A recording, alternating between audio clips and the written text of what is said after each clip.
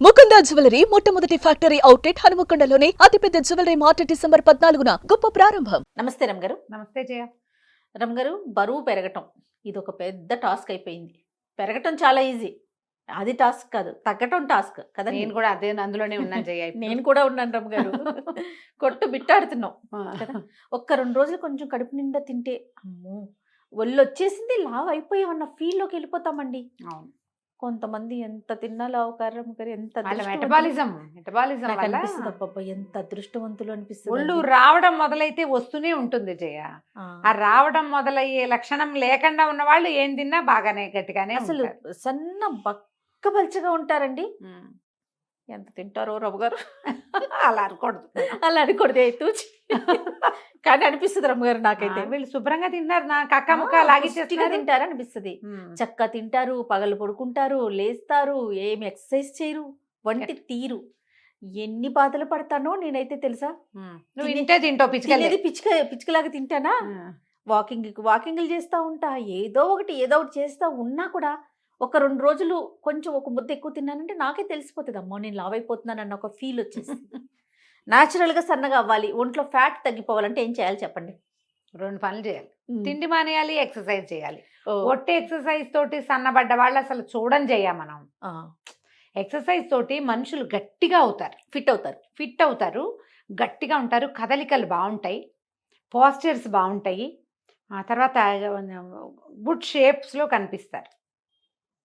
Exercise తోటి wait తగ్గటం అనేది నిర్వివాదాంశం. ఫుడ్ కంట్రోల్ తోటే మనం తగ్గగలుగుతాము.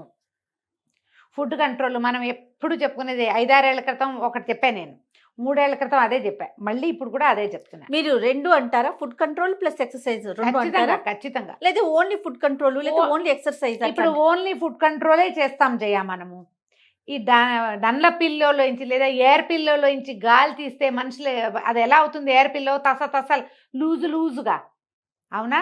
నువ్వు డైట్ చేసి సన్నబడిన వాళ్ళు గుడ్ షేప్లో ఉన్నారని గబుక్కును గుర్తొచ్చిన వాళ్ళని ఒక్కళ్ళనైనా చెప్పు. నువ్వు ఎవ్వరు లేరండి. షేప్లెస్గా అయిపోయిన వాళ్ళు 100 మంది గుర్తొస్తారు, సెలబ్రిటీస్తో సహా. గుర్తు చేసుకో, నా మాట అబద్ధమైతే. సెలబ్రిటీలు దాకా కాదు, నాకు మా ఆయనే గుర్తొస్తున్నారు. ఈ వీడియో చూస్తే నన్ను చంపేస్తారేమో గడి. తగ్గిపోతే మీకు తెలుసు కదా రమ్మ గారు, ఎంత డ్రాస్టిక్ గా తగ్గిపోతాడంటే అన్ని మానేసి మళ్ళీ అసలు ఎంత షేప్. అదే మీరు అన్నట్లుగా పిల్లో కనుక ఎట్లా అయిపోతుంది. పెద్ద పిల్లోలో బాగా నిండుగా పత్తి కూరిన పిల్లోని సగం తీసేస్తే డీలాగా ఏడిసినట్టు ఉంటారు. ఊరెళ్తే రమ్మ గారు కొంతమంది పెద్దవాళ్ళు అయితే పక్కకు తీసుకెళ్ళి ఏంటి బాబు ఏదైనా సమస్య అంటారు, ఏదైనా ప్రాబ్లం అంటారు, హెల్త్ బాగోట్లేదా, లేకపోతే పర్సనల్ గా బాగోట్లేదు, ఇంకా రకరకాల ప్రశ్నలు అనమాట. నిజంగా రమ్మ గారు కదా. అస్సలు మీరు డైట్ చేసేవాళ్ళు ఇప్పుడు ఎన్ని రకాల డైట్లు వచ్చినాయి. మనమే సుమన్ టీవీయే బోల్డని డైట్లను ప్రమోట్ చేస్తుంది, బోల్డని యోగాల్ని ప్రమోట్ చేస్తుంది. యోగా చేయండి, లేదా ఎక్సర్సైజ్ చేయండి, పిలాటిస్ చేయండి, జూంబా చేయండి, ఏమైనా చేయండి. దాంతోపాటు డైట్ కంట్రోల్ కూడా చేయండి. అదేదో డైట్ తీసుకుని మీరు సన్నబడితే ఎంతమందిని చూసాను చేయ. అద్భుతమైన డైట్లు ఏమీ తినకుండా వటించి ఉండి 18 కిలోలు, 20 కిలోలు, 30 కిలోలు తగ్గిన వాళ్ళని కూడా చూసాం. ఆ తగ్గిన వాళ్ళు అదే వెయిట్లో మెయింటైన్ కావాలి అంటే ఎక్సర్సైజ్ మస్ట్. వాకింగ్ చేస్తాను, ఎంతసేపు వాకింగ్ అంటావు. వాకింగ్ తోటి నువ్వు తగ్గేది, వాకింగ్ తోటి ఏంటంటే నువ్వు చకచకా నీ కదలికలు బాగుంటాయి. అవును, దాంతో నువ్వు తగ్గేదైతే లేదు, అస్సలు ఉండదు. కానీ వాక్ చెయ్యాలి. అప్పుడు ఏమిటవుతుంది, మనకి శరీరం చులగ్గా ఉంటుంది, యాక్టివ్గా ఉంటాం మనం. వాక్ చేస్తే ఇప్పుడు ఎక్కడికైనా గబుక్కుని కాస్త నడవాల్సి వస్తే ఈ రోజువారీ వాకింగ్ అలవాటు లేని వాళ్ళు ఏడుస్తారు దేవుడు అని. ఏ గుళ్ళోకి వెళ్తే కాళ్ళు పీక్కొస్తూ ఉంటాయి, కంఫర్టబుల్గా ఉండదు. మన జీవన క్రియలు కుంటుపడకుండా ఉండాలంటే వాకింగ్ మస్ట్. కానీ వాకింగ్ ఫర్ వెయిట్ లాస్ కానీ, వాకింగ్ ఫర్ గుడ్ షేప్ కానీ, వాకింగ్ ఫర్ ఇంకోటి ఏదో కానీ ఎవరైనా చెప్తారా మనకి? లేదండి, చెప్పరు. 8 కిలోమీటర్లు నడిచే వాళ్ళని కూడా చూస్తాం మనం రోజుకి. నడిచేస్తారు, అలాగే ఉంటారు వాళ్ళు. చక్కటి షేప్స్లో మారినట్టు ఉంటారు. చక్కటి షేప్లోకి మారాలంటే శరీరానికి తగిన ఎక్సర్సైజు. నేనైతే ఆల్ ద టైమ్ సూర్య నమస్కారాలే నమ్ముతాను. యోగాకే మీరు సూర్య నమస్కారాలు కనుక చేసి, ఇప్పుడు నేనైనా వెయిట్ పెరిగాను కానీ ఆర్డ్ షేప్లో రాలా ఇంకా నేను, బికాస్ ఆఫ్ సూర్య నమస్కారాలు. ఆన్ అండ్ ఆఫ్ చేస్తూనే ఉంటా జయ. నేను ఎంత ఒళ్ళొంగితే అంత వస్తుందంటారా రమ్మగారు? కరెక్ట్ షేప్లో ఉంటారు జయ. ఒళ్ళొచ్చినా గుడ్ షేప్స్లో ఉంటాం, గట్టిగా ఉంటాం, ఆరోగ్యంగా ఉంటాం. వెయిట్ లాస్ కనిపిస్తుంది అంటే ఏం పెద్దగా అనిపించట్లేదు జయ, ఫ్యాట్ లాస్ గానీ వెయిట్ ఏం లాస్ కనపడదు. ఫ్లెక్సిబుల్ ఉంటుందా? ఫ్లెక్సిబుల్గా ఉంటుంది, ఇది బాడీ ఫ్లెక్సిబుల్గా ఉంటుంది. మొన్న కాదు, కొంతకాలం క్రితం ఫ్రిడ్జ్ మీద ఏదో ఉంటే, మా పెద్ద ఫ్రిడ్జ్, పెద్ద ఫ్రిడ్జ్, జంబో కదా అది. ఆ జంబోగా నువ్వు చూసావుగా, ఆ పక్కన ఒక కుర్చీ వేసుకుని పైకి ఎక్కి ఆ ఫోటోకి ఏదో తుడవబోయేది. అక్కడ ఒక పెద్ద పిక్చర్ ఉంది. తుడవబోతే ఏం చేశాను, బాగా అందట్లేదని కుర్చీ కాలు మీద, చేతి మీద ఒక కాలు ఆనించా. ఎలా పడ్డానంటే మామూలుగా పడలేదు. ఏడాది క్రితం అసలు దిమ్మ తిరిగిపోయింది. ఏమైపోయానో కూడా అర్థమై చావలేదు నాకు. మామూలుగా అయితే ఈ ఏజ్కి ఏదైనా విరగాలి మరి కదా, ఏం అవ్వలేదు జయ. అయ్యో చిన్న ఎంత పెద్ద రహస్యం చెప్తా కదా నీకు నేను. భగవంతుడా, ఇది ఎలా అయిందంటే, చెయ్యి ఆడ్గా నేలకు మనం పడేటప్పుడు ఎక్కడో చోట చేతులు పెట్టేస్తాం కదా, వేలు కొంచెం ఆడ్గా ఎట్లాగో పక్కకి తిరిగింది. ఒక 2-3 రోజులు వాపు ఉంది. ఎక్స్రే తీయించాం, ఏమైనా విరిగిందా అని. ఏం లేదు, ఒక ఆడ్గా అయింది. అలా అప్పుడే అటు ఇటుగా మా అక్కయ్య కూడా ఇలాగే పడింది. తనకి ఇక్కడ విరిగిపోయింది. తనకి ఆ సర్జరీ అవసరపడింది. మేమిద్దరము ఒకేలా పడ్డాం. ఒక 4-5 కేజీలు తేడా ఉంది మా ఇద్దరికి, అంతే. ఒక 4 కిలోలు తేడా ఉందేమో. తనకు కొంచెం షార్ట్ నాకంటే. నేను పడ్డాన్ని తెలిసి మా అక్కయ్య పిల్లలందరూ కొట్టిపోయింది. కనీసం ఏదో ఒక ఎక్సర్సైజ్, యోగా ఉంటుంది కాబట్టి ఈ బాడీ అంత సులువుగా విరగలేదని జడ్జిమెంట్ ఇచ్చారమ్మా. మాకు ఒక ఆయుర్వేదిక్ ఫ్రెండ్ ఉన్నారు, తను కూడా అదే చెప్పాడు. అవునా? నీ ఎక్సర్సైజ్ ఉండటం వల్ల నీకు ఫ్లెక్సిబుల్గా ఉంది బాడీ, ఓకే, ఇది తక్కువ ఉంటుంది అని. అవునో కాదో డాక్టర్లు ఎవరైనా చెప్పాలమ్మా. నేను పడిన పొజిషన్కి చాలా అవ్వాలి నాకు. కుర్చీ ఎలా అయిపోయిందంటే అది నానా రకాలుగాను అయింది, పనికి రాకుండా. అసలు చెప్పా కదా, తలకాయ ఎక్కడ పడ్డాను, ఏమైపోయానో కూడా చాలాసేపటి దాకా అర్థం కాలేదు. అమ్మో, అలా జాగ్రత్తగా ఉండాలి రమ్మ గారు కదా. ప్లాస్టిక్ వాటి మీద గబుక్కుని ఎక్కకూడదు. ఇది ఒక పాఠం. అయితే మనకి ఈ యోగా కానీ ఎక్సర్సైజ్ కానీ ఉన్న వాళ్ళకి బాడీ ఫ్లెక్సిబుల్గా ఉంటుంది. అవును, గట్టిగా ఉంటుంది, గుడ్ షేప్లో ఉంటుంది. నువ్వు 4 అడుగులు ఎక్కగలుగుతావు, 10 అడుగులు నడవగలుగుతావు, ఏదైనా వంగి తీయగలుగుతావు, ఇతరుల సహాయం లేకుండా బరువెత్తేయగలుగుతావు. ఇవి అవసరం కదా. మరి ఇప్పుడు నువ్వు ఒట్టిగా డైట్ కంట్రోలే చేస్తావు, డైటే చేస్తావు, సన్నగానే అవుతావు, వెయిట్ తగ్గించేస్తావు. నీ బాడీకి డైట్ వల్ల ఫ్లెక్సిబిలిటీ వస్తుందని కానీ, గుడ్ షేప్ వస్తుందని కానీ, స్టామినా పెరుగుతుందని కానీ ఎవరైనా చెప్పారా? స్టామినా వచ్చేది ఎక్సర్సైజ్ వల్ల. బోన్ స్ట్రెంగ్త్ స్ట్రాంగ్ అయ్యేది ఓన్లీ కండరాలు గట్టిగా ఉంటాయి, శక్తి పెరుగుతుంది, మనకి శక్తి నిలవలు పెరుగుతాయి, పనిచేసే క్షమత పెరుగుతుంది. మీరు ఒట్టిగా తగ్గటం అంటే, ఇప్పుడమ్మా ఏవో ప్రాబ్లమ్స్ తోటి లావ్ అవుతారమ్మా. థైరాయిడ్ వల్ల వెయిట్ పెరిగిపోతారు చాలామంది, డిప్రెషన్ వల్ల వెయిట్ పెరుగుతారు, అనేక రకాల మానసిక సమస్యలు, హార్మోనల్ ఇంబ్యాలెన్స్ వల్ల లావ్ ఎక్కుతారు. వీటికి మనం చెప్పలేం. అలా కాకుండా ఫుడ్స్ వల్ల లావ్, ఇప్పుడు హార్మోనల్ ఇంబ్యాలెన్స్ వల్ల లావ్ అయ్యే వాళ్ళు కూడా మీరు యోగా చేయండి, మీరు చక్కగా గట్టిగా ఉంటారు. థైరాయిడ్ వల్ల లావెక్కిన వాళ్ళు యోగా చేయండి, గట్టిగా ఉంటారు. కాదని చెప్పమని ఎవరినైనా, ఎవరు చెప్పరు. కానీ మీరు డైట్ చేయండి, మీరు గట్టిగా అవుతారు అని మాత్రం ఎవరు చెప్పరు. డైట్ కంట్రోల్ వల్ల మీరు వెయిట్ తగ్గిపోతారు. డ్యామ్ షూర్, అది డ్యామ్ షూర్, అందులో ఏ అనుమానము లేదు.